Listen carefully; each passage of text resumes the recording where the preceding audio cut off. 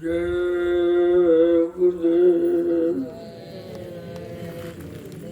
जय गुरुदेव। जय गुरुदेव। जय गुरुदेव। नाम किसका? प्रभु का। जय गुरुदेव। नाम किसका? प्रभु का। जय गुरुदेव। नाम किसका? प्रभु का। प्रभु का प्यारा नाम। जय गुरुदेव। समृद्ध दाता दयालु पूज्य स्वामी जी महाराज आज साधना शिविर के पावन अवसर पर देश के कोने कोने से पधारे श्रद्धालु भक्त और साधक जो साधना के लिए आए हो। साधना जीवन का एक मुख्य लक्ष्य है। परमात्मा ने इसी साधना के लिए हमें आपको मानव तन दिया, लेकिन मानव तन पाकर लोग समझ नहीं पाए। फिर समझाने वाले, रास्ता दिखाने वाले अगर कोई संत महापुरुष मिले होते तो जानकारी आपको मिल जाती। जब उनके करीब जाओगे, उनके चरणों में सीधा प्रणाम करोगे, उनकी दया मिल जाएगी आपको। जब जब संत जगत में आने खोज भाग उनके ढिंग जाओ, हाजिर रहो गिरो चरणों में, करो बंदगी निस्सिंदा। ये आपको करना। इतना काम जिसने कर लिया वो अपने रास्ते पर चल पड़ा, उसको रास्ता मिल गया।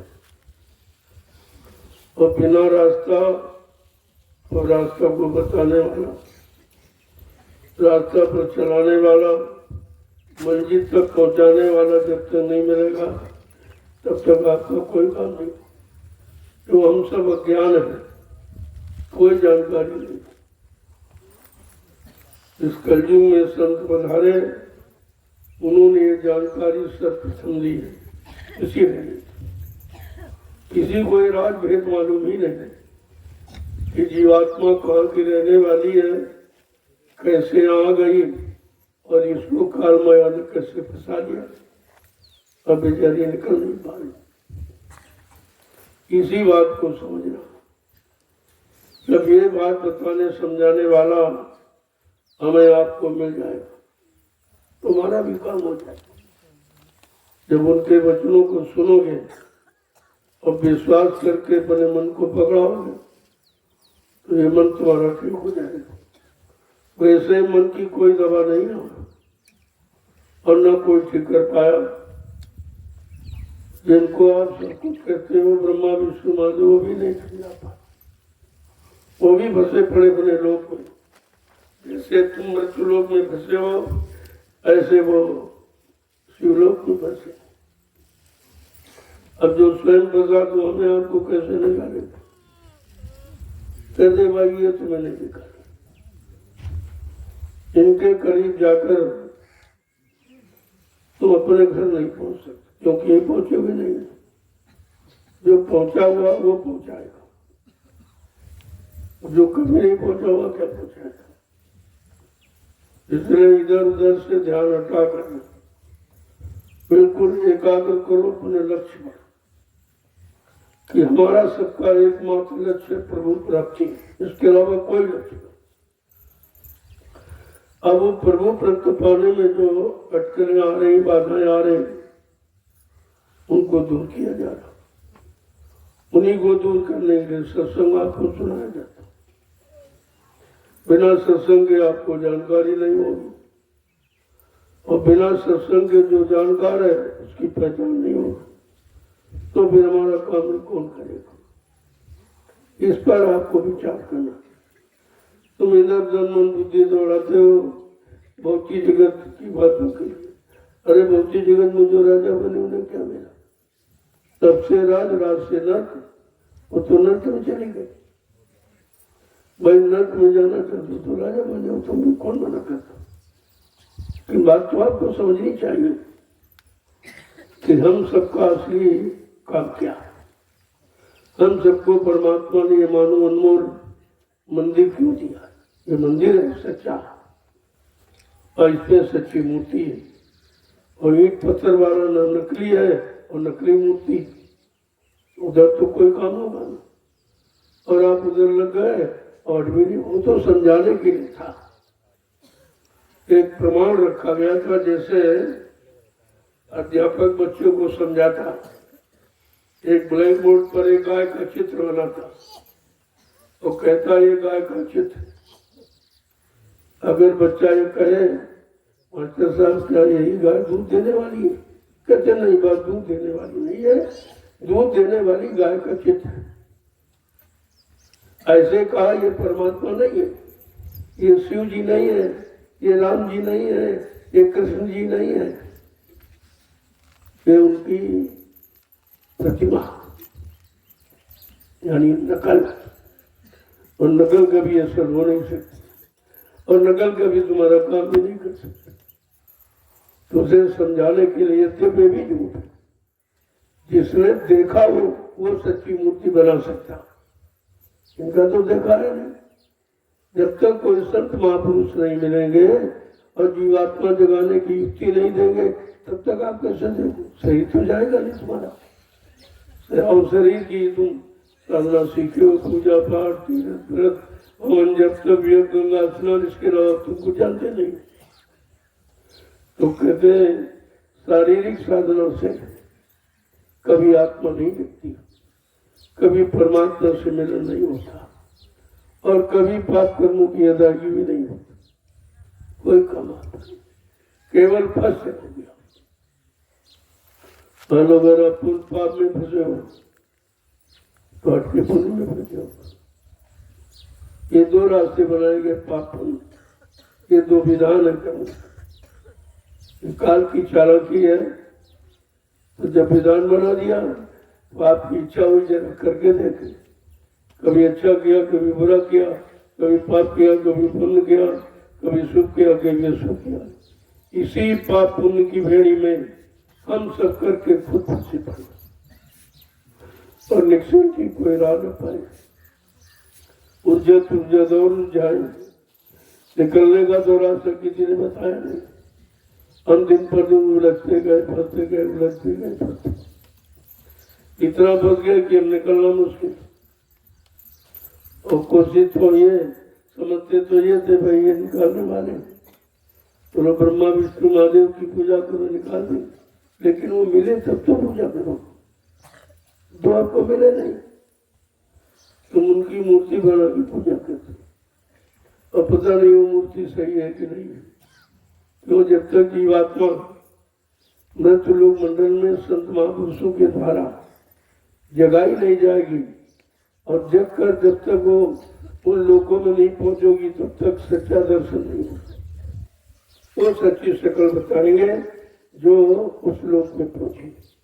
जो तो जिसकी जीवात्मा ब्रह्मलोक में पहुंची तो ब्रह्मा जी का दर्शन बताएगी, विष्णु लोक में पहुंची तो विष्णु का शकल आपको बताएगी, शिव लोक में पहुंची तो उनकी शकल बताएगी, साकेत लोक में पहुंची तो राम की शकल बताएगी, अब जो गोलोक में पहुंचे तो कृष्ण भगवान की शकल बताएगी, और देवलोक में पहुंचे तो देवी देवताओं की शकल। पहुंचे तो कोई नहीं है, ये सब कल्पना करके बना दिया। ऐसे देखा नहीं है कि मनुष्य की शकल ब्रह्मा विष्णु महादेव राम कृष्ण की बना दी,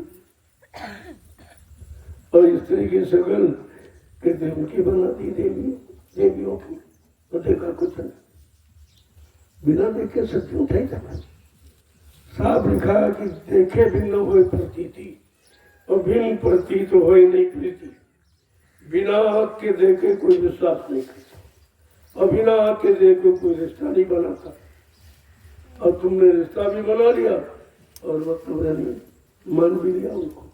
देखो कितनी बड़ी भूल है ये। वो भूल एक दिन की नहीं है, 3 युगों की भूल है। कैसे बेचारा भाई बिना दया के बिना जानकार के मिले इस समस्या का समाधान नहीं। और सबको उसी में फंसा दिया। कोई पाप कर रहा, कोई पुण्य कर रहा, कोई सुख कर रहा, कोई असुख कर रहा। और ये कोई कर्म ऐसा शुभ सुख पाप पुण्य नहीं है जो जीवात्मा को जलाए। तो यही तो है, आपको विचार करना है कि बात तो जीवात्मा की जा रही और जीवात्मा सारे संसार को चला रही है। क्योंकि आप जिंदा हो जीवात्मा के द्वारा। अगर जीवात्मा किसी भी शरीर से निकल जाए वो शरीर मुर्दा हो जाता है, वो जीवित नहीं रहता, वो काम नहीं कर सकता। तो इतनी बात तो समझ तक आई ने किसी समझाया कि भाई ये शरीर को कौन चला रहा। तुम रखते हो सब्जी रोटी दाल दूध घी मक्खन मलाई, नहीं भाई। अगर शरीर से जीवात्मा निकल जाए फिर सब्जी रोटी दूध मलाई डालो, ये खड़ा होगा, ये भूलेगा, काम करेगा आपका। तो आपको समझना चाहिए कि इस शरीर को चलाने वाली चेतन जीवात्मा परमात्मा का अंश है, परमात्मा का अंश है, वो चला। और जीवात्मा के बारे में किसी ने बताया नहीं आता कि उनको शरीर इंद्रियों तक सीमित है। और शरीर इंद्रियों की पूजा और साधना आपको बता दी गई कि पूजा करो, पाठ करो, तीर्थ करो, व्रत करो, हवन जब गंगा स्नान करो, करो माने कर्म। तो ये कर्म आपने शरीर इंद्रियों से किया तो शरीर इंद्रियों को लाभ मिल गया। क्या लाभ मिला? कभी राजा बन गए, कभी धनी मानी बने, कभी गरीब अमीर बने, कभी पढ़े लिखे अनपढ़, मतलब जानी, कभी हिंदू, कभी मुसलमान, कभी सिख ईसाई। मतलब नहीं छूटा, यहीं पर आप ये बनते नहीं।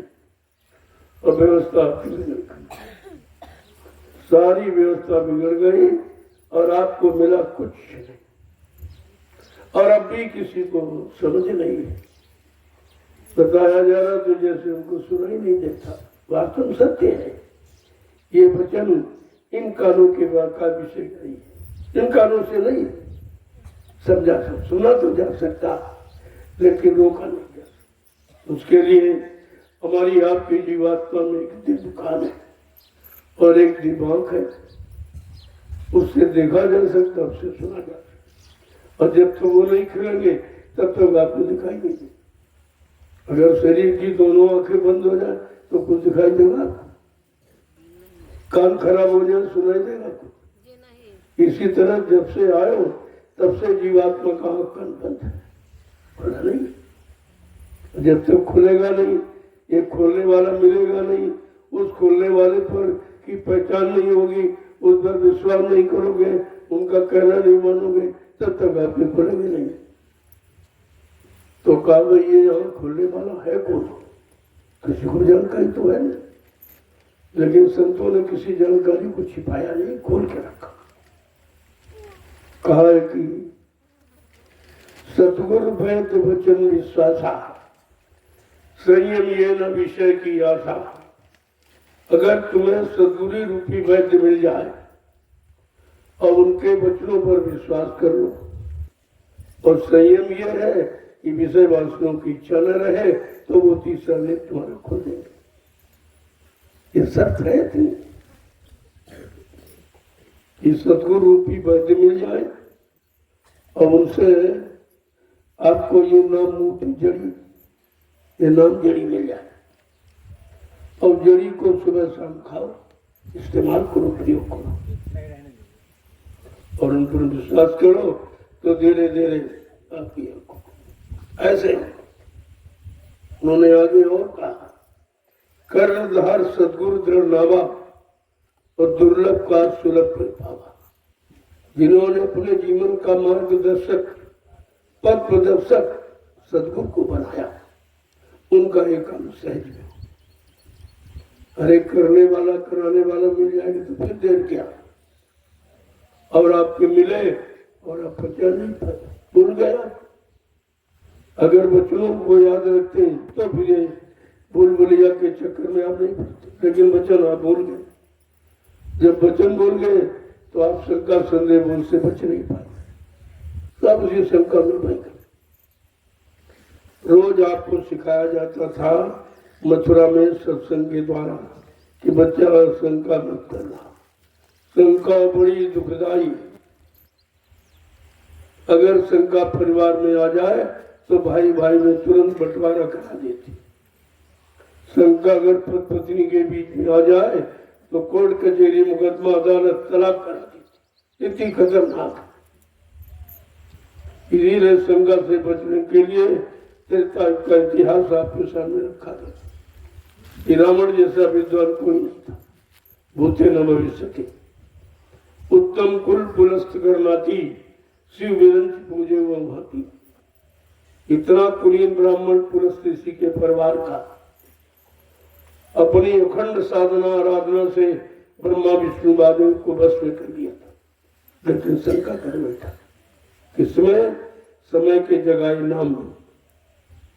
जो ऋषि मुनियों ने राम नाम जगाया था उसमें उसने शंका की कि ये राम नाम भगवान का नाम नहीं, ये राम भी भगवान नहीं। बस इसी शंका में सोने की लंका चली गई। और तुमने समरथ सदगुरु में शंका की तो दया चली गई। तुमने तो और बारी नुकसान किया, दया तो मोल भी नहीं मिलती।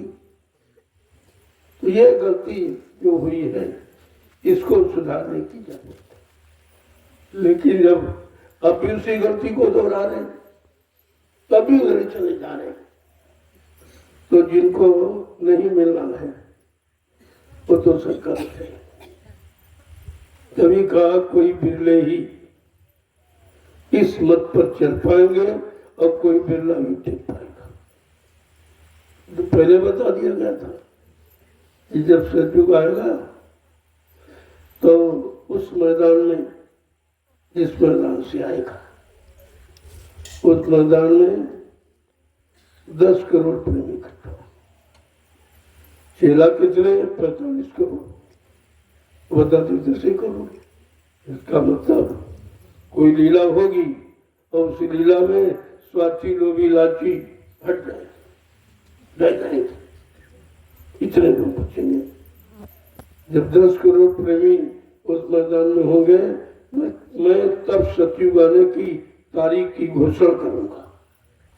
ये वचन आप भूल गए, आपको मालूम नहीं, तभी तो आप शंका में। मैंने 12 वर्ष लगातार पूरे हिंदुस्तान में राष्ट्रीय मंच लगाकर गुरु के वचनों की याद कराई है और मैंने कुछ नहीं कहा। केवल गुरु के वचनों की याद कराई जो तुम भूल गए। अगर वचन फिर से याद हो जाए तो अपनी जगह पर आ जाओ, तुम्हारा काम हो जाए। हमने कोई इधर उधर की बातें नहीं की। अपने लिए मैंने कभी कुछ कहा ही नहीं, न अपने नाम का प्रचार, न जाति का, न गांव का, न शहर, कोई नहीं, क्योंकि ये काम नहीं हमारा।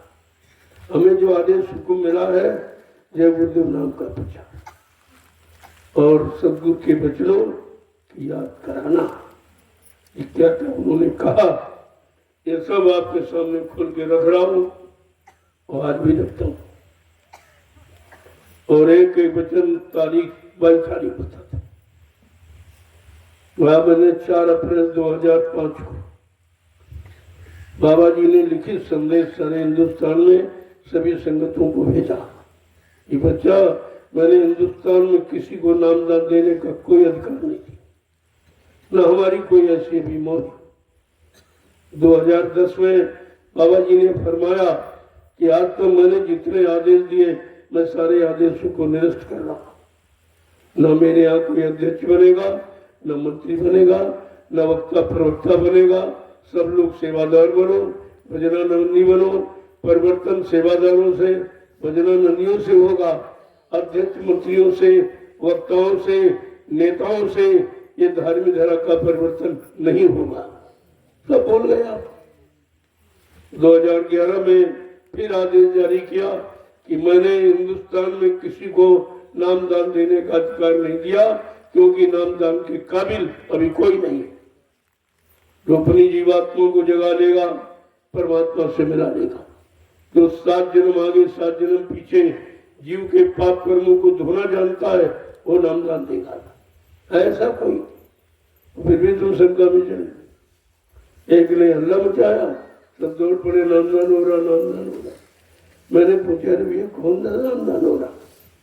तो बाबा जी ने 5 नाम दिए कि इसके अलावा कोई 6, 7वां, 8वां नाम बता रहा जो कोई नामदान दे रहा। वो तो 5 नामों को दोहरा रहा, पहले भी दोहराता था, अभी दोहराता। बस तुम ये भी नहीं समझ पाए कि सुनाना किसे कहते हो, देना किसे कहते। यही तो तुम्हारी भूल है, इसी भूल को दूर किया जा रहा। अब ये उनकी मौत से हुआ, ये भूल भुलैया में डालो, धीरे धीरे समय निकल जाए, क्योंकि समय भी अभी बाकी है, इससे थोड़ी है। ऐसा सत्युग नहीं आ जाएगा। सत्युग आने के पहले बच्चा निकल कचूमर जाएगा, ऐसे नहीं आएगा जैसे आप समझ रहे हैं। सत्युग कोई आदमी नहीं है तो बाबा जी किसी देश से लाकर तुम्हें पकड़ा देंगे। सत्युग माने व्यवस्था, जिससे आंखें सत्य देखने लगे, कान सत्य सुनने लगे, वाणी सत्य बोलने लगे, पैरों से सच्ची के चल के जाने लगो, हाथों से सत्ता धर्म सेवा करने लगो, और मन से सच्चा संकल्प विकल्प और बुद्धि से सच्चा निर्णय, इसको कहते हैं सत्युग। सत्युग माने व्यवस्था, पहले समझ लो उसको। हमें तो आप चिल्ला रहे हैं सत्युग करेंगे और सत्युग आ रहा, सत्युग हमने भाई ला दो, अच्छी बात है, ला तो दो, हम भी तो देखें तुम्हारे में कौन सी शक्ति। अब एक कलयुग तुम्हारे अंदर से नहीं निकला और सत्युग की बात करते। ये सब लोग भी लालची, इनको लालच है कि हमारा नाम हो जाए और हमारी पहचान। उसकी पहचान नहीं जो काम करने आया, अपनी पहचान बनाने के लिए ये सारा जाल बना देता। और मेरे पास तो सब आते। मैंने कहा अगर भाई तुम्हारे में शक्ति ताकत तो करके दिखा दो, हमारा तो समय नहीं भी करने का। मैं तो नहीं कहता हूँ, मैं जो कह रहा हूँ उसको आप सुनो। और सबके बारे में बताया गया, इतनी जोरदारी से लोग प्रचार गए, नेता सुभाष चंद्र बोस, नेता सुभाष चंद्र, कौन नहीं जानता, लेकिन देखा किसी ने नहीं। ये भी कल्पना ही तुम्हारी है उनके प्रति, जो कह रहे हो ये भी कल्पना। तो बिना देखे और बिना उनकी स्पीच को सुने आप कैसे कह रहे? उन्होंने क्या कहा? बाबा जी ने फूलबाग में क्या कहा था? मैं जब फूलबाग में प्रवेश हुआ तो दीवारों पर लिखा देखा, नेताजी आ रहे, नेताजी आ रहे। आप बच्चा ये बताओ, अगर मैं कह दूं मैं सुभाष हूं, मुझे कौन पहचाने? कोई नहीं बोला, किसी ने हाथ नहीं उठाया कि हम पहचाने, क्योंकि उस समय का जिंदा कौन है? बात तो उसमें है, जो जिंदा है भी उन्होंने देखा नहीं, उनकी आंखों में रोशनी खत्म हो गई, पहचान भी नहीं सकते। और ये जितने कह रहे सब झूठ कह रहे, इन्होंने देखा नहीं। बिना देखे बिना सुने आप क्यों कहते हो? क्या जरूरत है? अरे सूरज कभी कह रहा था तुमसे कि हमें कहो कि हम सूरज हैं, हम निकलेंगे। अरे वो तो समय पर निकलेगा और प्रकाश देगा, सब लोग सुखी हो जाओ। ऐसे ये महान शक्तियां हैं। बाबा जी ने कहा सुभाष तो योगी है, वो 3 साल का बन जाएगा, 10 साल का, वो 1000 साल का बन जाएगा, तो पहचान लोगे उसको। कहा ये पहचान संत महापुरुषों के पास, जब वो आवाज लगाएंगे तो जितनी शक्तियां ये सब दूरदर्शी प्लेटफॉर्म पर आके खड़ी हो जाए। फिर कहा मैं इनको काम दूंगा, इनसे काम कराऊंगा, इनकी पूजा कराऊंगा, इनका इतिहास बनाऊंगा। सब तो तुम्हारा काम हो रहा, तुम क्यों बीच में फर्जी आवाज लगाते हो? मर जल्दी कुछ नहीं, केवल अपने झूठे मान सम्मान की।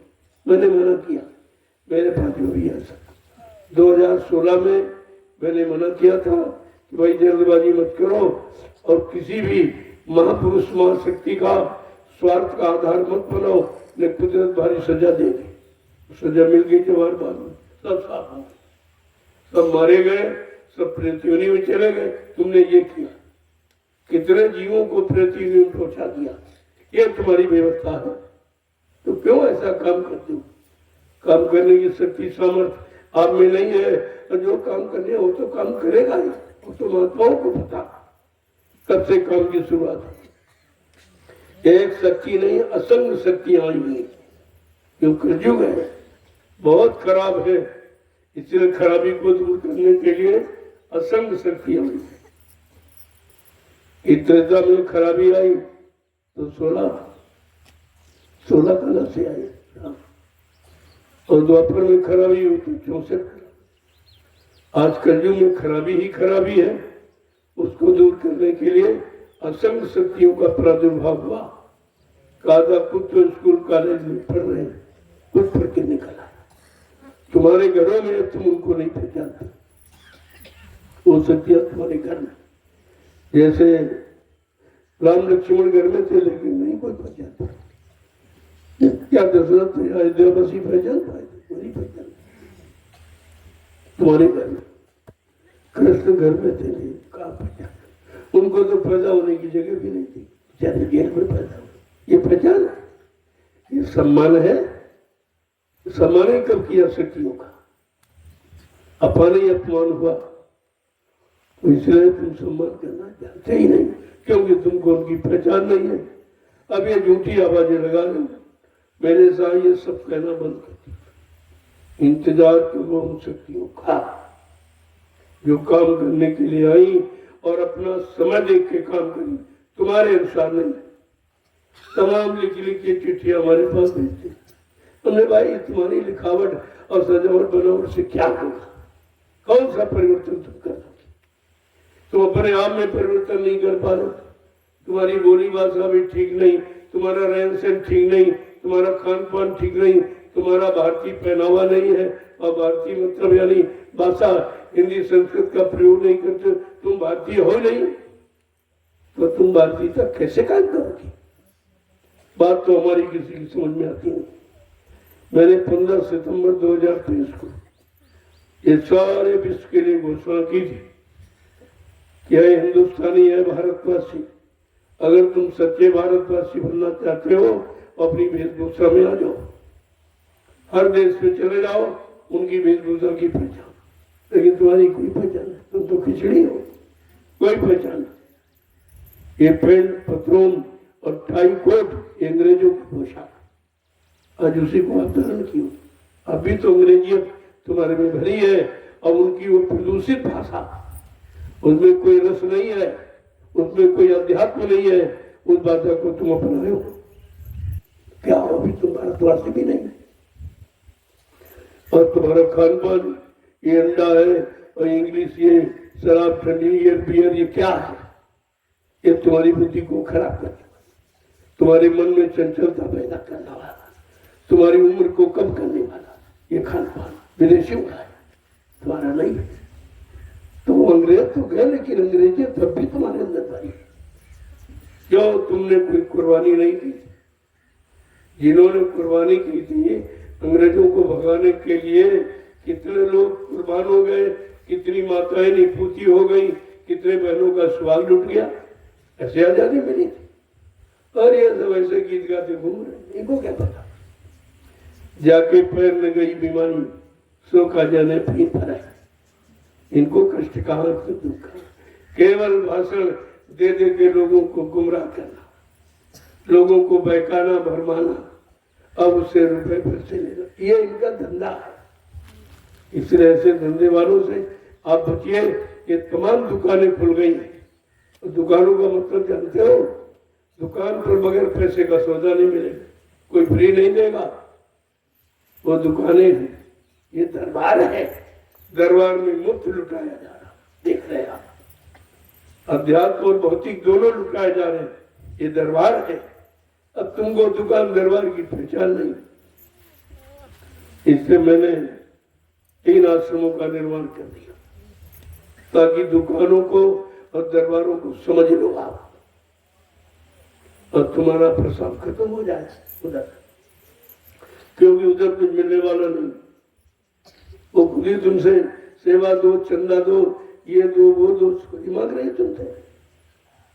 ये चंदा से परिवर्तन हो जाएगा, ये रुपए पर से धन दौलत से परिवर्तन हो जाएगा।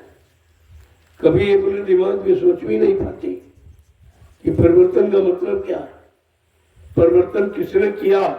ये धार्मिक धारा का शाकाहारी, सदाचारी, ब्रह्मचारी, सच्चे, ईमानदार और चरित्रमानों से ये भारतीय यानी धर्मधारा का परिवर्तन हुआ। ये स्वाति लोग भी लालची प्रवर्तन करेंगे। आपको ये भी नहीं कुछ पता, एक तो जानते नहीं सच्चाई, अगर सच्ची अच्छी बात बताई जाए तो मानते नहीं। ये दो बातें तुम्हारे में घुस गई जो तुम्हें अच्छे सच्चे रास्ते पर खड़ा नहीं करने देते। बड़ी चर्चा मेरे पास आती थी, तुमने भाई ये क्यों करते हो चर्चा, केवल इस चर्चा का खर्चा मांगते हो, तुम खर्चा के लिए चर्चा करते हो, लेकिन आध्यात्मिक चर्चा में कोई खर्चा, परमात्मा प्राप्ति में कोई खर्चा नहीं, जीवात्मा जगाने में कोई खर्चा नहीं। वो तो आप काम करते हैं जो असली है, इस नकली काम में फंसे सब चर्चा का खर्चा मांगते, पुरानी चर्चा करते हैं पुराने नामों की और आपसे पैसा लेते हैं, कहते चर्चा का खर्चा। मैंने ये भी पूछा कि जो भागवत सुनाता है वो भाई खर्चा क्यों लेता? श्रीमद् भागवत पुराण की रचना तो वेद व्यास ने की थी, उन्होंने तो कोई सेवा सामान दान दक्षिण दो तीन कुछ नहीं मांगी। तुम ये क्या कर रहे हो? तुम्हारा तो इसमें कुछ नहीं, तुम्हारा तो कुछ भी अनुभव नहीं इसमें, केवल पढ़ने बातने के अलावा क्या जानते? तो इसलिए ऊपर मजदूरी ले रहे। श्री रामचरितमानस की रचना संत गोस्वामी जी महाराज ने की, क्या उन्होंने सेवा सामान रुपया पैसा दान दक्षिणा किसी से मांगा? ये क्या कर रहे हैं? इनको जरा देखिए आप, 4 वेद ब्रह्मा जी ने लिखे, क्या उन्होंने सेवा सामान रुपया पैसा दान दक्षिणा मांगा था? ये बताने सुनाने पढ़ाने बचने वाले सारा देश लूट रहे और समझ में तुम्हारी कुछ नहीं आ रहा।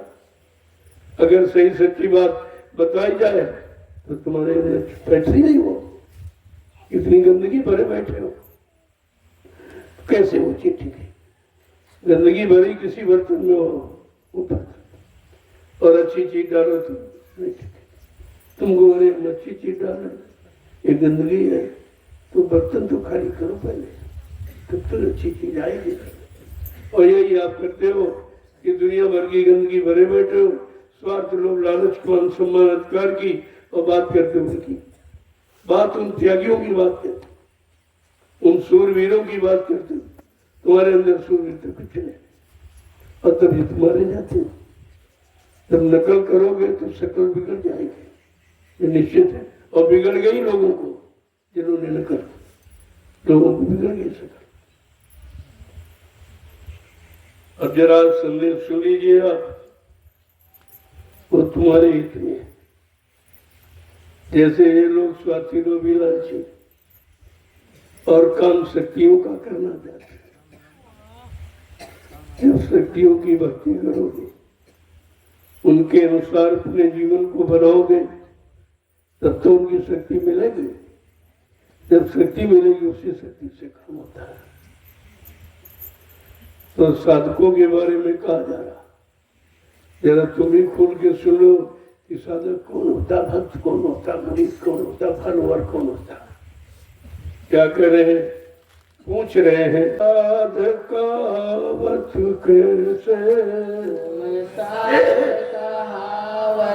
कैसे, मैं पूछूं तुमसे ऐसे, मैं पूछूं तुमसे ऐसे। ये भाई तुम कैसे साथ का, तुम असली हो कि नकली हो? तो आगे क्या कह रहे हैं?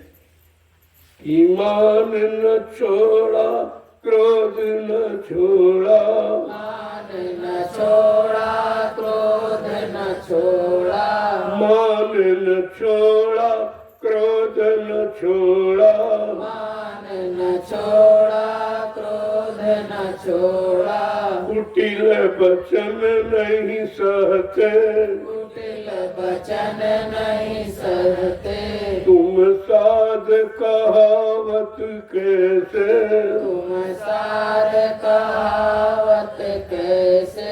पहले तुमने न मान छोड़ा, न क्रोध, न काम, कुछ नहीं।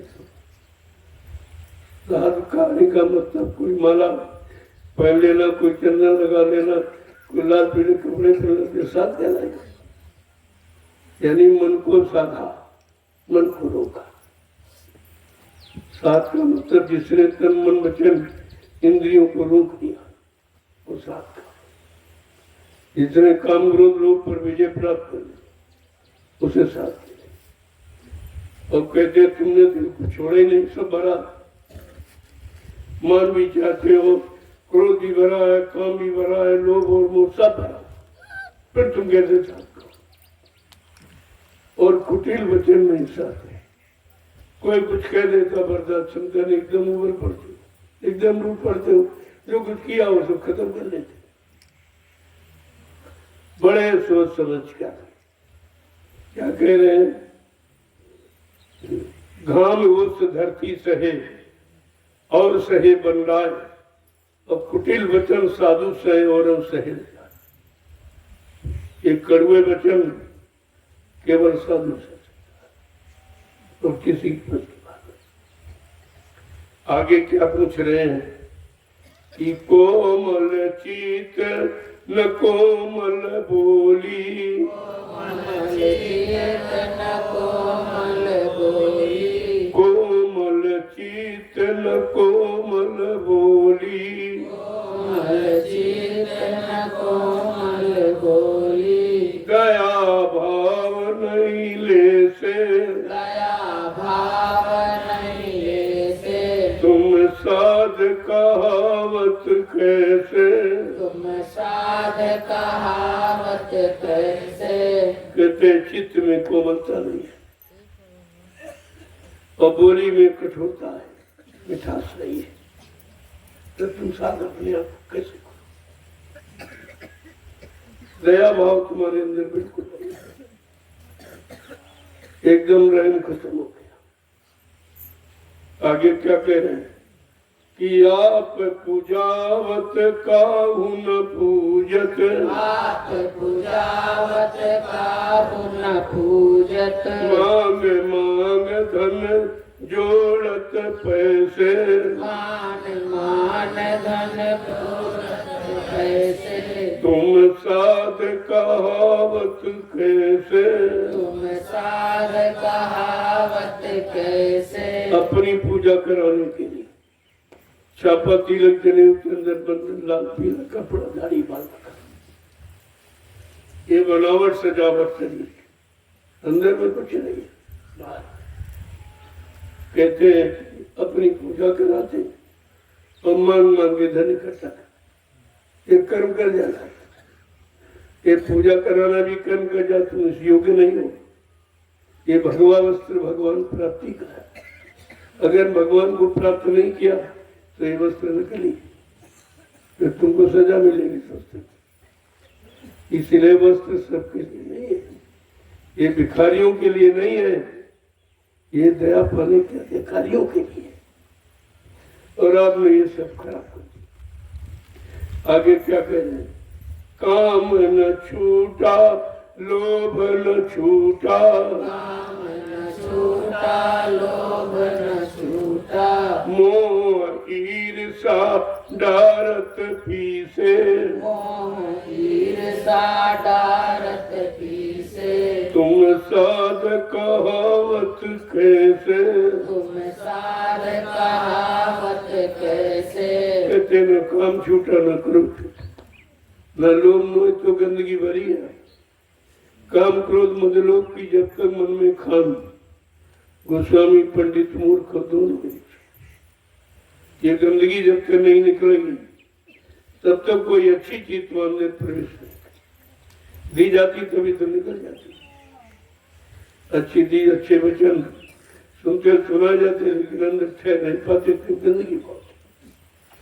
इसलिए कह रहे हैं, और मोह ईर्षा डारत पीछे, इतना मोह है, इतनी ईर्षा है कि तुमको पीछे दे रहे, रात दिन पीसती, लेकिन समझ नहीं पाती, क्योंकि जहां समझने की जगह वहां जाओगे नहीं, और जाओगे तो अपनी बुद्धि लगाओगे, तो इसलिए जो चीज मिलनी चाहिए वो भी तुम्हारे हाथ से निकल जाती। आगे क्या कह रहे, भजन भक्ति अभ्यास न करते, भजन भक्ति अभ्यास न करते, भजन भक्ति अभ्यास न करते, भजन भक्ति अभ्यास न करते, कभी न छूटो तुम इस जम से, कभी न छूटो तुम इस जम से।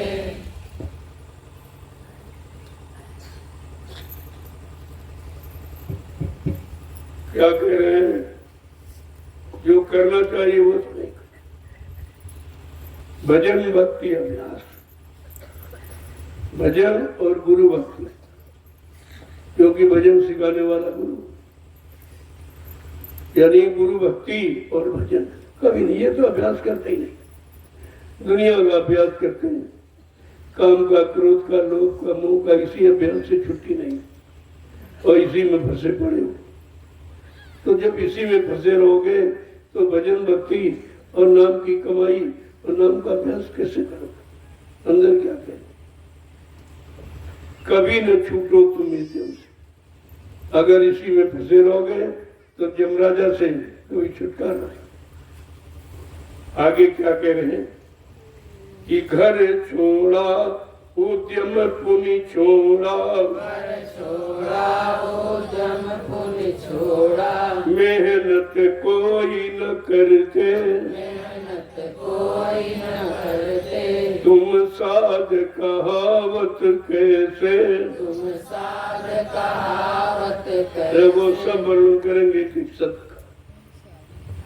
कहा कि तुमने घर छोड़ा, घर में खेती बाड़ी वो भी छोड़ दी, नौकरी छाड़ी, और तुम बनाओ कि साधु बने, साधु, साधु नहीं साधु बने। अब बन गए तो कहते हैं कि मेहनत नहीं करते। ये सब क्यों बने कि मेहनत नहीं करनी पड़े? अच्छा खाने मिलेगा, अच्छे पैसे मिलेंगे और कुमार सम्मान बचेंगे, लोग सम्मान मिलेगा, चलो ये भेद धारण करो। लेकिन नकली वेश कब तक? अगर पुलिस के अधिकारी की कोई वर्दी पहन ले, जो पकड़ा जाए कितनी मार पड़ेगी, इतना बड़ा मुकदमा तो कभी छूटेगा। और यही सब कर रहे हैं। 1 करोड़ साधु है, 1 करोड़ है और यही कर रहा। और कोई काम नहीं कर रहा, कोई मेहनत नहीं कर रहा, और भोजन भी कर रहा, कपड़े भी ले रहा, खर्चा नहीं। बताओ, जिस देश का 1 करोड़ आदमी बेरोजगार हो जाए, कुछ नहीं करेगा, उस देश का क्या होगा? उन्नत इन्हों ने रोकी, अध्यात्म की उन्नत इन्होंने रोकी, और राजनीति की उन्नत नेताओं ने रोकी। नकली खदर पहना जो गांधी महात्मा का गया, उन्होंने क्या किया, ये क्या कर रहे हैं?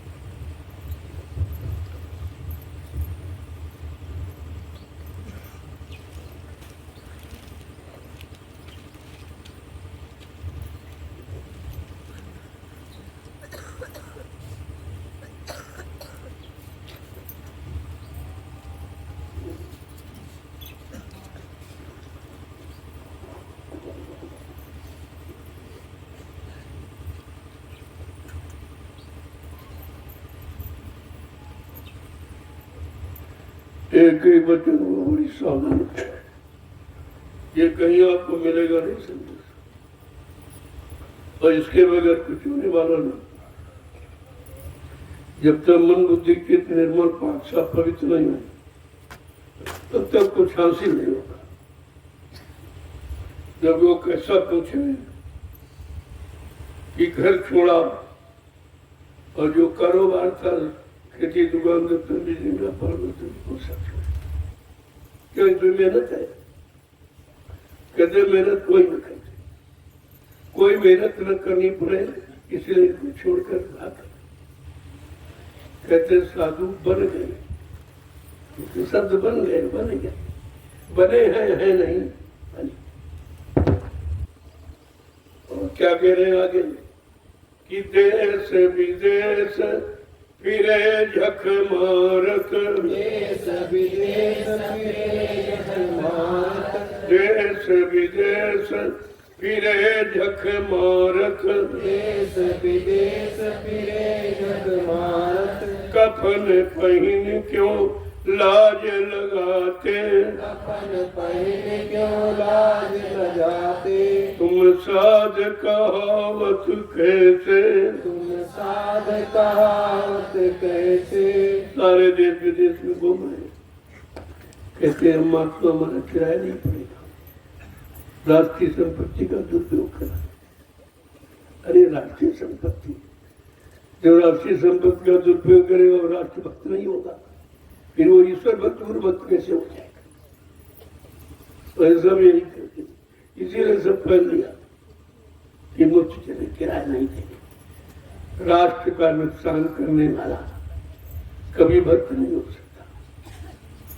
और कहते कफिन पहन क्यों लाट, ये कफन है, ये वो पहनते थे जिन्होंने सब तरफ से अपना मन हटा सबको मार दिया और स्वयं मर गए कि हमारे पास सब कुछ है, अब सिर्फ भजन करेंगे, उनका रास्ता था। देखो आगे क्या करें, दम्भ कपट छल हृदय बसता, दम्भ कपट छल हृदय बसता, दम्भ कपट छल हृदय बसता, दम्भ कपट छल हृदय बसता, गिरही को आचार बतावे, गिरही को आचार बतावे, तुम साध कहावत कैसे, तुम साध कहावत कैसे, मैं पूछूं तुमसे ऐसे, मैं पूछूं तुमसे ऐसे। इनके अंदर झूठ और कपट, क्योंकि जानते कुछ नहीं, कुछ जाना नहीं, कुछ माना नहीं, कुछ पाया नहीं, तो ये झूठ बोलते हैं। पेट के लिए झूठ, उनको विश्वास नहीं है कि भगवान हमको रोटी दे।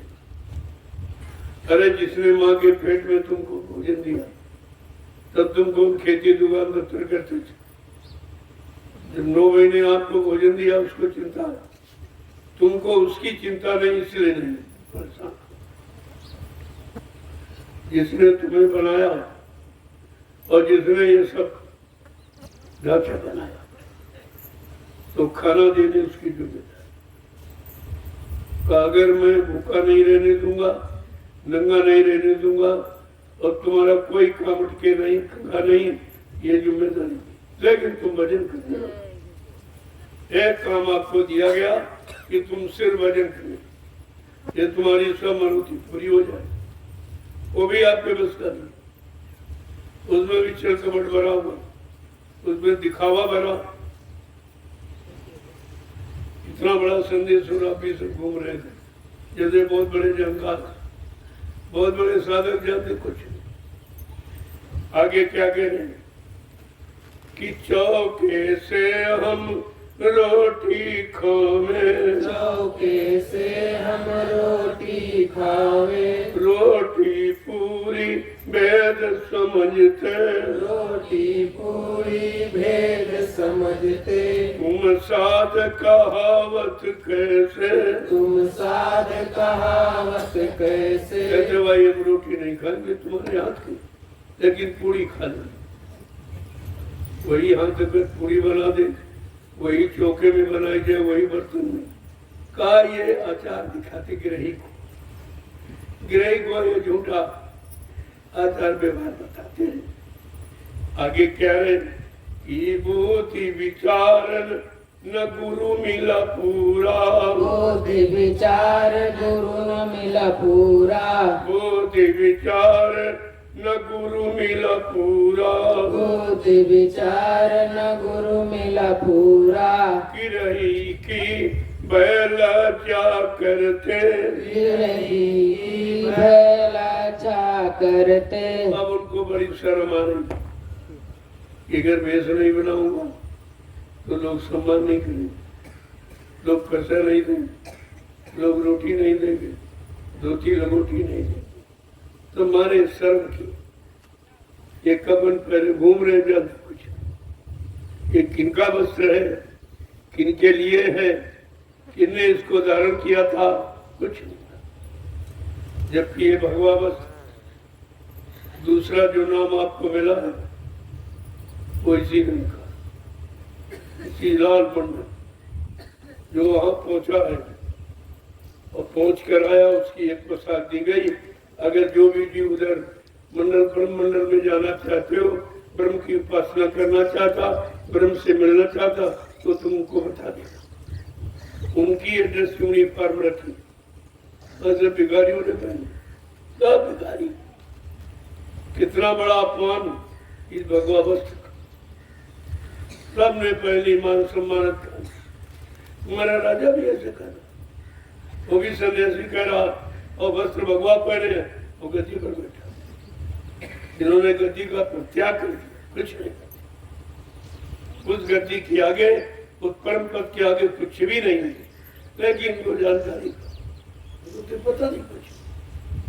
इस वस्त्र का मतलब क्या है, ये वस्त्र किसने पहना, ये राजगद्दी का वस्त्र है, ये भगवान प्राप्ति का वस्त्र, कुछ नहीं मालूम।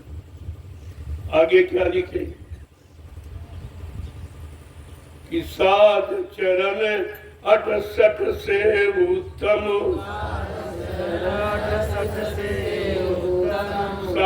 चरण 68 से उत्तम,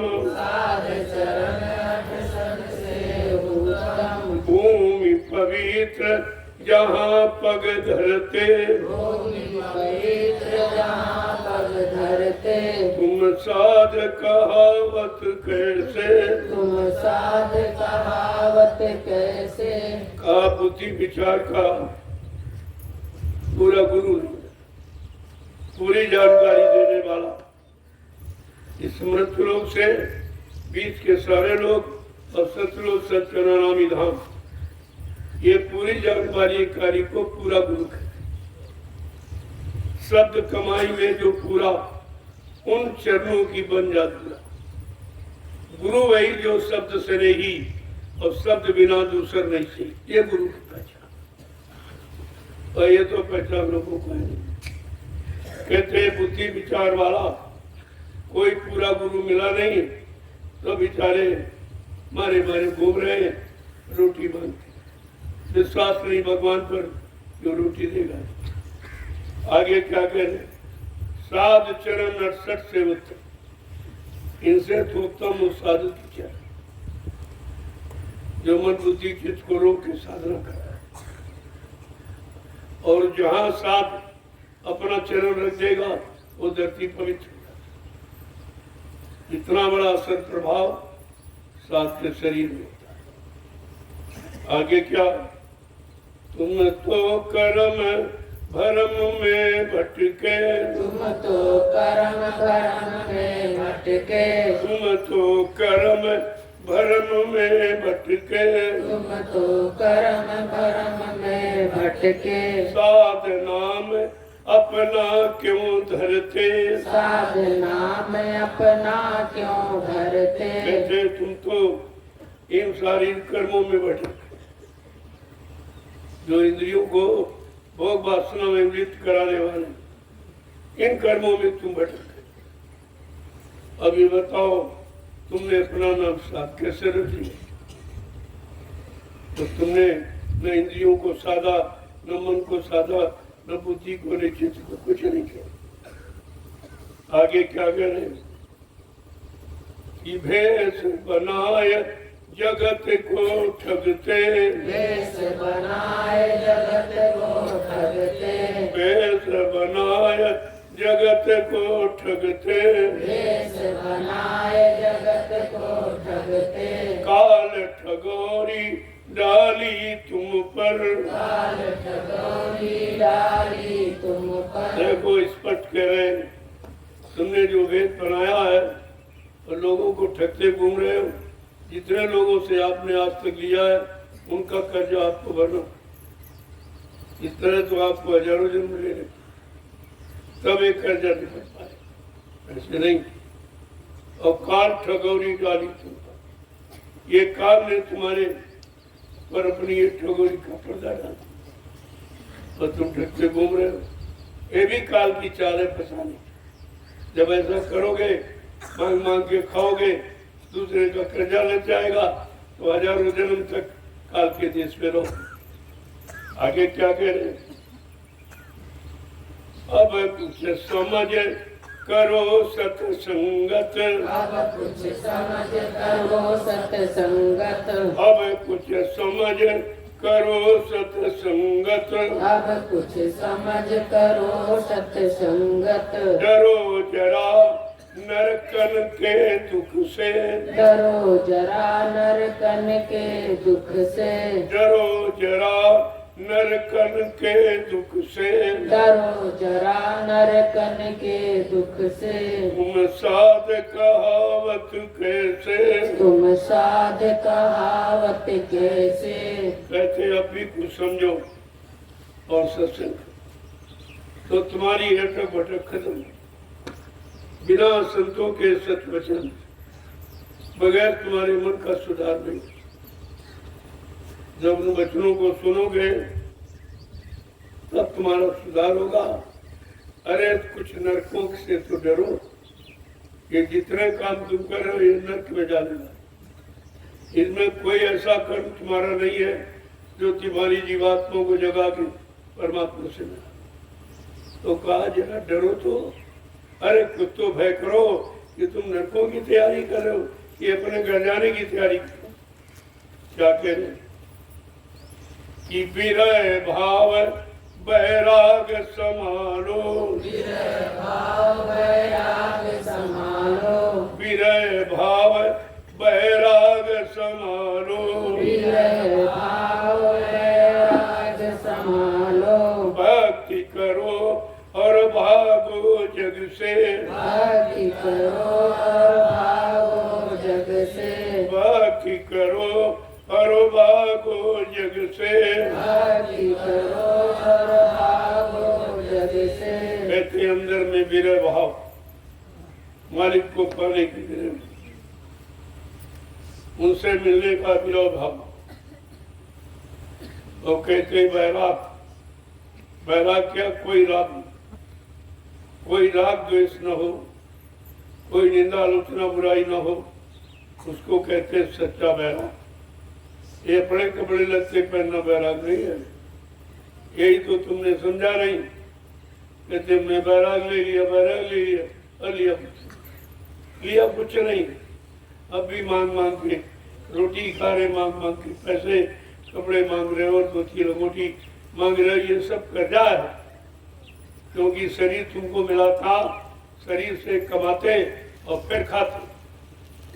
आगे क्या कह रहे कि मन को मारो इंद्री बांधो, मन को मारो इंद्री बांधो, मन को मारो इंद्री बांधो, मन को मारो इंद्री बांधो।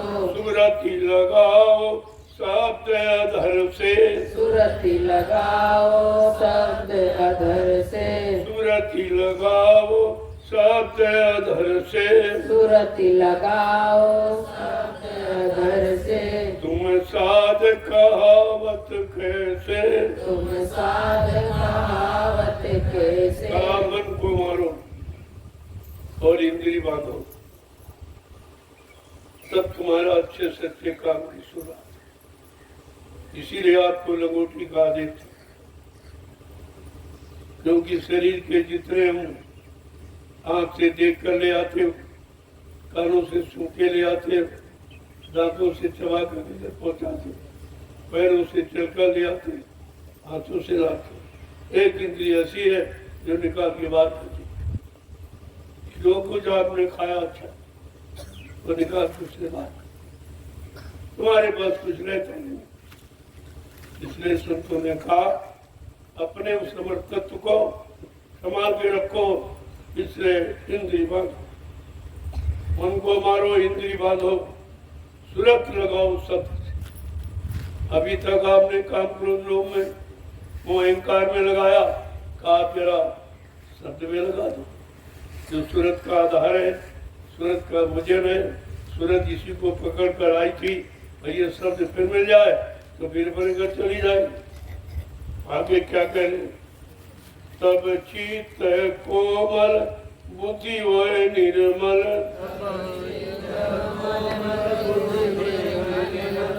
तब चित्त हो कोमल बुद्धि हो निर्मल,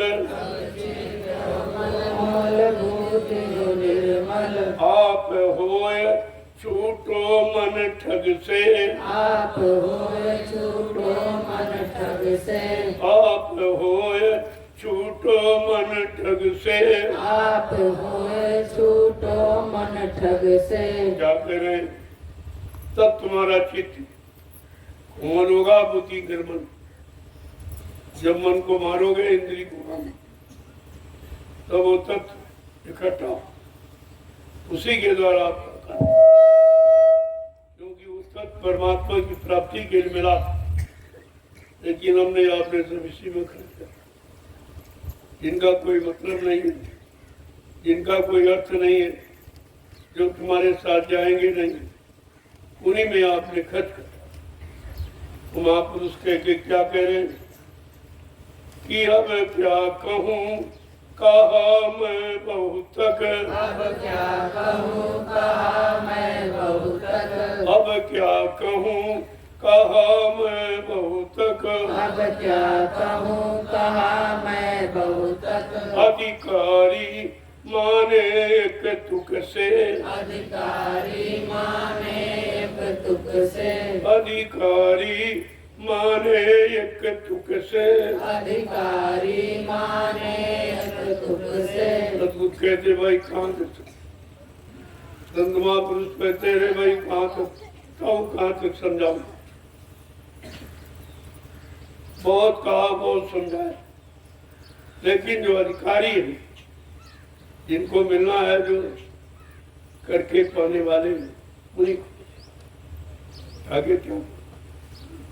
जो निर्लज कपटी जग मारे, जो निर्लज कपटी जग मारे, जो निर्लज कपटी जग मारे, जो निर्लज कपटी जग मारे, वो क्या जाने भूत पशु से, वो क्या जाने भूत पशु से। आज इनमें किसी चीज की शर्म नहीं, निर्लज है, कपटी है, आप उनकी समझ में नहीं, क्योंकि उनका जीवन पशुवत, वो भूतों की तरह, वो भूत पशु है, वो इस रात को नहीं समझ। आगे क्या कह रहे हैं? सतगुरु स्वामी कहत सुनाई, सतगुरु स्वामी कहत सुनाई, राधा स्वामी कहत सुनाई, राधा स्वामी कहत सुनाई। मानेंगे कोई हंस वचन से, मानेंगे कोई हंस वचन से, तुम साध कहावत कैसे, तुम साध कहावत कैसे। मैं पूछूं तुमसे ऐसे। मैं पूछूं तुमसे ऐसे। सदगुरु स्वामी वक्ते मुर्शिद समय के सदगुरु स्वामी हर तरफ से आपको सुनाते समझाते, लेकिन बच्चों को वो मानेंगे जो अपने घर वाले, उनको हंस कहते। जो जीवात्माएं काल माया देश से निकलकर अपने हर घर को रवाना होती, उनको संतों ने हंस, वो हंस। देखिए कितनी बड़ी। अब आपको ये समझना चाहिए इनमें से कोई गुण है कि नहीं। अभी तक सब अवगुण अपन भरे और निकालने का प्रयास भी नहीं। इतना समझाया जा रहा, इतनी जानकारी दी जा रही, ये निर्मल सत्संग, ये भौतिकता का नहीं है, ये निर्मल रूहानी तरक्की हासिल करने वाला ये सत्संग आपको कहीं नहीं।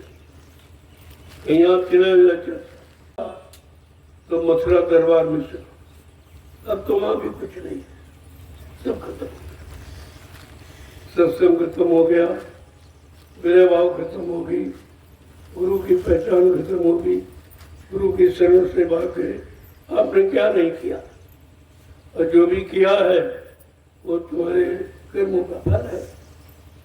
गुरु को तुमने सच्चा माना नहीं, सत्संग को भी सच्चा नहीं माना, और नाम की जड़ी बूटी को भी आपने सच्चा नहीं माना, तो भूल ब्रह्म तो चले ही जाओ। इसलिए वचनों को समझने की कोशिश करो, जब खाली बैठा करो उन वचनों को दोहराया करो। मैं आज क्या कहा गया, आज क्या बोला गया, क्यों बोला गया, इसकी क्या जरूरत है, तो सब समझ में आ जाएगा। फिर ये दुनियादारी तुम्हारे दिमाग से निकल जाएगी और दुनियादार भी समझ जाएंगे भाई हम गलत कर रहे हैं, इनमें अध्यात्म है नहीं। ये कलयुग का परिवर्तन भौतिकता से नहीं होगा, आध्यात्मिकता से। इसलिए वो महापुरुष अध्यात्म की जड़ बहुत मजबूत बना, जो हजारों वर्ष तक कोई हिला नहीं सकता। परिवर्तन अध्यात्म से होगा। और कहा था कि बच्चा मैं सत्संग सुनाते सुनाते परिवर्तन करके दिखा दूंगा, फिर तुम्हारे में शंका कैसे? वही शंका तुम्हें लिए घूम रही है, भटका रही, भरमा रही है, अपना सारा समय खराब करने वाला। जय गुरुदेव, जय गुरुदेव, जय गुरुदेव, जय गुरुदेव। नाम किसका? जय गुरुदेव। नाम किसका? जय गुरुदेव। नाम किसका? प्रभु का प्यारा नाम। अब आप लोग खड़े हो जाए, बहुत देर से आप खड़े तो सोई गए,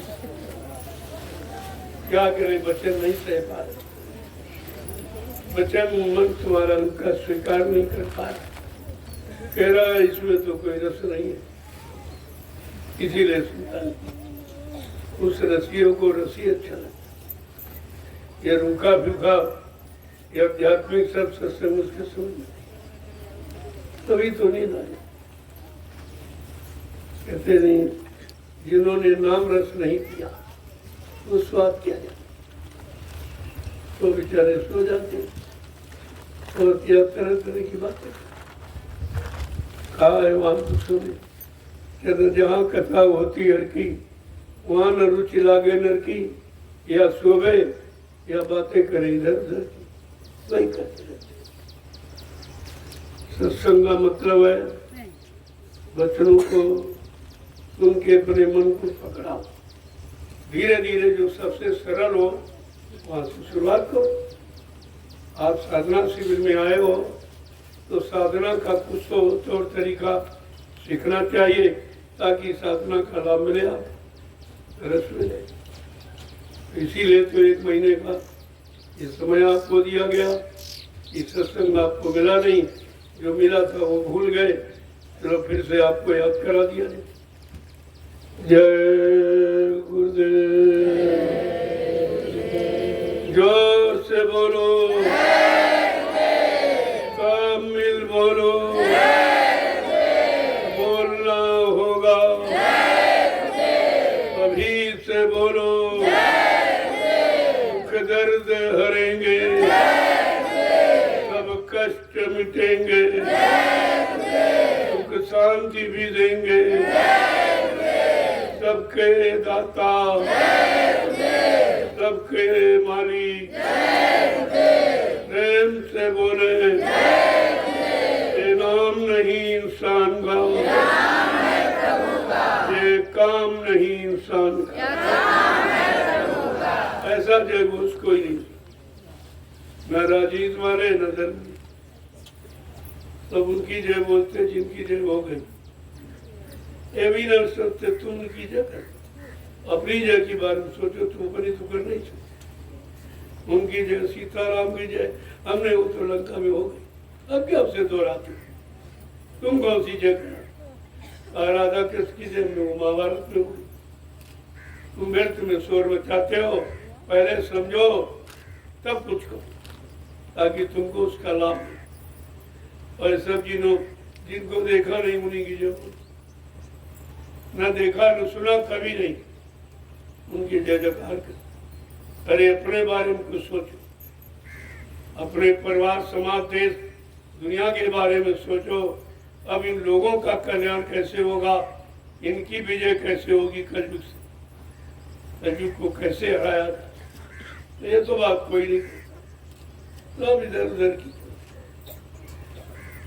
धरती माता की जय बोले और धरती माता पर अत्याचार करा, कितने जीवों को कटवा रहे, मरवा रहे, ये सब यही तो कर रहे। महंगाई, गरीबी, बेरोजगारी बढ़ा रहे, इससे जनता में त्राही त्राही बनना चाहिए। इसको नहीं देखते, बस एक मतलब यानी एक आदत बना ली, इसकी जय उसकी जय उसकी जय, बस कर। यही राजनीति के लोग करते, यही धर्म इधर राम की जय, राधे श्याम की जय, हनुमान जी की जय, शंकर जी की हो गई जय, इनके कहने में जय हो। इतनी बार इनकी पाक साहब ने पवित्र, इतना इन्होंने आध्यात्मिक पावर इकट्ठा कर लिया कि उनकी जगह। ये मूर्खता का चिन्ह है, अज्ञानता। इतने अज्ञानी और मूर्ख है जो बेचारे समझते नहीं हम कह क्या, इसका मतलब क्या। जय गुरुदेव। अब आप लोग सेवा, तुम अपने काम का निशाना रखो, इधर उधर नहीं। अब ये सेवा ही तुम्हारा आधार है, जो भजन तुम्हारे बस का नहीं, सत्संग भी याद नहीं रख पाते तो प्रत्येक आप सेवा कर लो। अगर सेवा से ये दोनों लाभ, सत्संग भजन के आपको मिल जाए, तीसरे सरल और क्या, लेकिन सेवा में तुम लापरवाही कर, इधर उधर बैठे रहते। अरे हम हो ना हो, तुम्हें तो सेवा करनी, हम ना हो तब ज्यादा करो, हम हो तो कम करो, बैठो दर्शन करो, मना थोड़ी आपको किया, लेकिन जब हम ना हो तब तो आपको चलो। वो सेवा फलीभूत, और ये सेवा दिखावे की हो। हमारे सामने आप जल्दी जल्दी पड़ा उड़ाया ले लिया, बड़ी डालने लगे, अरे भाई इससे तुम हमें मत दिखाओ, तुम अपने मन को, ये हम सच्ची सेवा कर रहे हैं, ये दिखावटी सेवा दिखाने लिए कर रहे हैं, ये अपने मन को सुधारने के लिए कर रहे हैं। ये समझदारी आप लोगों ने की। अब आप चलिए, शाम को मिलूंगा, वहीं आऊँगा आपको प्रसाद, सब लोग चलो।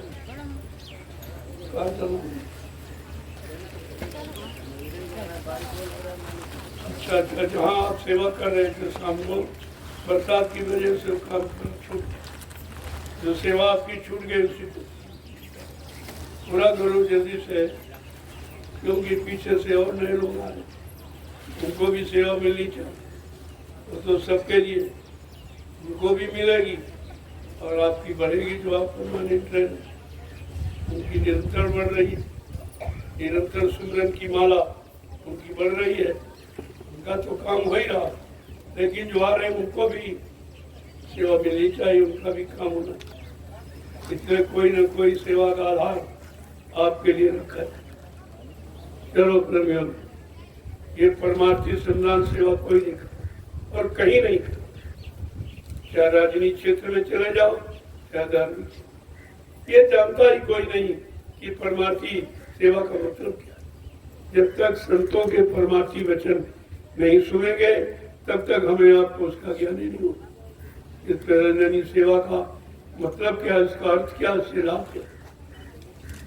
और आज ये प्रेमों को अवसर दिया जा रहा, अब आपने उसका फल अभी देखा, जो आपने सेवा की थी और जगह आपने तैयार की, देखा लाखों आदमी, 1 लाख से ऊपर आदमी आया और सब तुम्हारी बनाई व्यवस्था में भजन किया, भोजन किया, सेवा किया, मतलब यानी और सत्संग। ये लाभ तुम्हारे खाते में आएगा, क्योंकि भूमि का व्यवस्था जमीन आपने बनाई।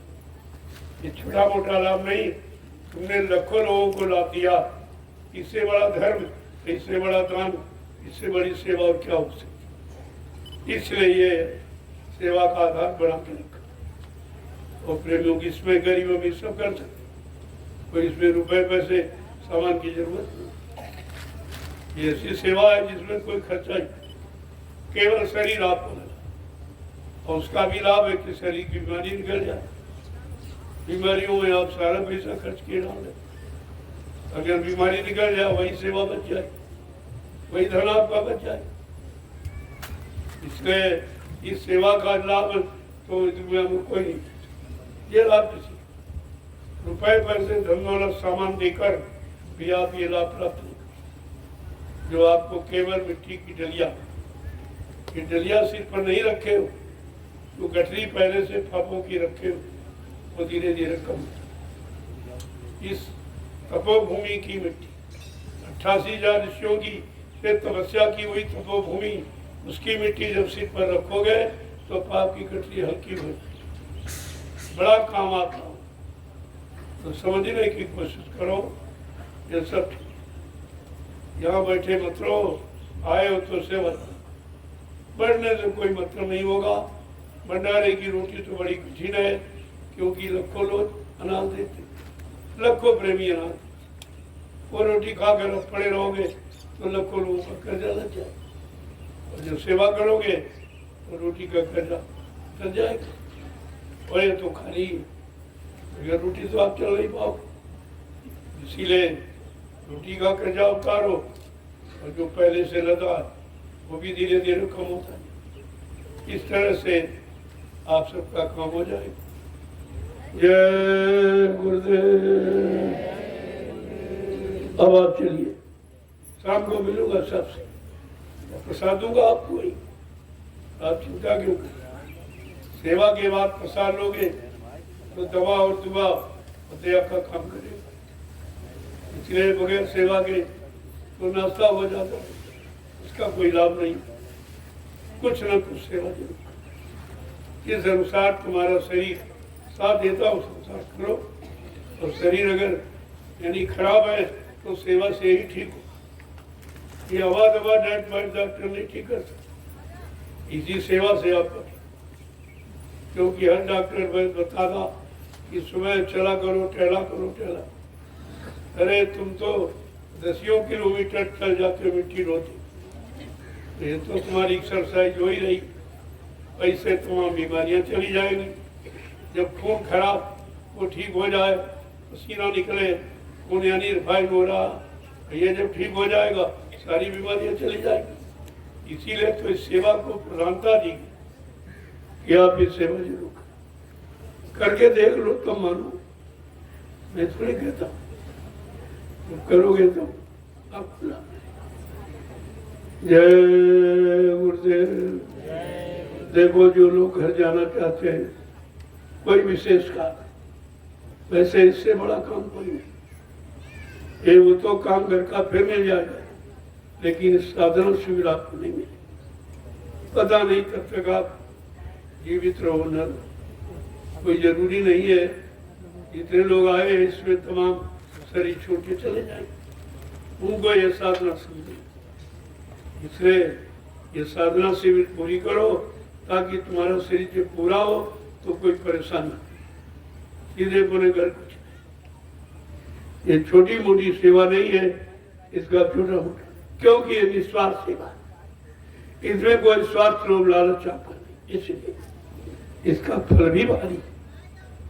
चलो प्रेमी, आप तो जो जाने वाले घर मैं उनसे मिल लूंगा, और जो कल जाएंगे शाम को मिल लूंगा, जो अभी जाने वाले वो मिलेंगे।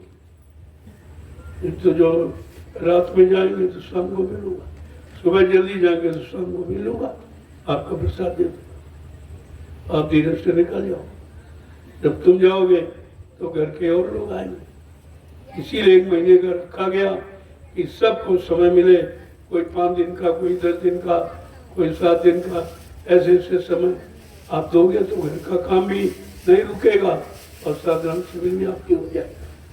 ये सब सोच विचार के रखा जाए, ऐसे नहीं। और इसी साधना शिविर में आपको दोनों पर्व पढ़ना, बल्कि तीनों नाग पंचमी भी पढ़ रही, 15 अगस्त भी पढ़ रहा, और रक्षाबंधन भी पढ़ रहा, और जन्माष्टमी पढ़ रहा। ये सारे कार्यक्रम यहीं पर संपन्न होंगे। क्योंकि साधना सीढ़ी जब तक चलेगा तब तक दूसरी जगह नहीं जाएगा।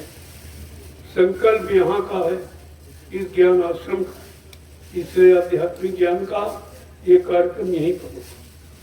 जय गुरुदेव। अब आप लोग धीरे धीरे निकलो, क्योंकि धूप हो जाएगी, फिर सेवा नहीं होगी। थोड़ा जल्दी पहुंचो, और ज्यादा धूप हो तो बंद कर देना, शाम को करना। तो शाम को करना, शाम को तो ज्यादा समय आपको दिया जाए। मैं पूरा समय आपके पास ही रहता हूँ, बैठता हूँ। जब सेवा आपकी पूरी हो जाती तब बाद में भी जोड़ लिएगा, संकेत करता हूँ कि भाई इसका महत्व अलग है, तो उनका वो भी कर लो आप, ताकि कोई लाभ तुम्हारे से छूटेगा। जय गुरुदेव। अब चलो आप, तो जाने वाले लाइन से